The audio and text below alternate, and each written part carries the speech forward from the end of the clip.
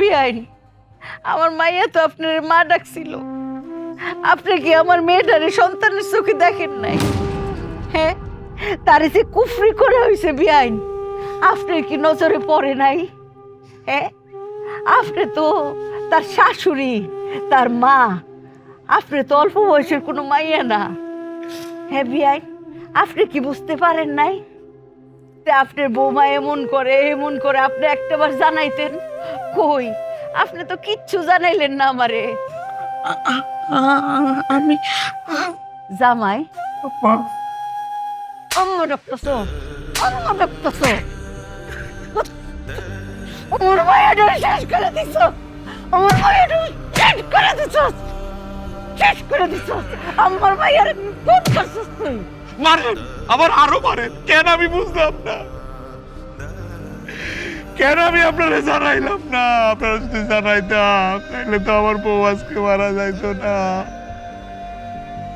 আমার আম্মা, আমার আম্মার সেখানে আমি বারবার বলছি যে আম্মা, আমার বউ অসুস্থ, শরীর খারাপ, ঘুমাইতে পারে না, মাথার চুল টাইটটা চিরামালায় জটপট করে, মুখ ধরপড় করে। আমার আম্মারে যতবারে কইতাম, আম্মা খালি কইতো প্রথমবার বাচ্চা হইব তো, প্রথমবার বাচ্চা হলে এরকমই লাগে। আমগো বাচ্চা হইছে না, আমগো বাচ্চা হওয়ার সময় এরকমই লাগতো। শিখান আমার আম্মারে, শিখান। বিয়াই, গর্ভবতী হইলে কি এরকম হয়? মাথার চুল একটা জায়গা। বিয়াই, আপনিও তো গর্ভবতী হয়েছিলেন, আপনিও তো সন্তানের মা হয়েছিলেন। আপনার কি আমার মায়ের মতো অবস্থা হয়েছিল? মাথার চুল উঠে গেছিল গা? বিয়াইন গো, আমার মাইয়া তো আপনার মা ডাকছিল।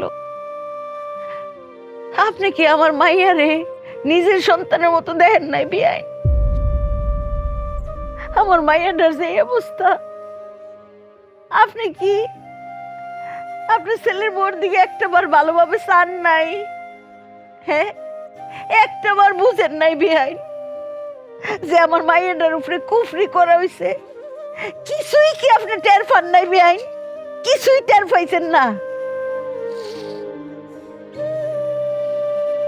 একটা হইলো আমার কলিজার টুকরা, আরেকটা হইলো তার কলিজার টুকরা এনে ফেরেশতা।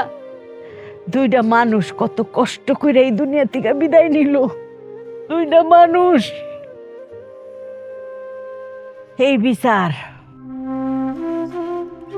আল্লাহর কাছে দিলাম। তিনি সব দেখছেন, সব জানেন। আল্লাহ বিচার করবেন, শুধু করবেন না বিয়াইন, আল্লাহ দেখায় দিবেন,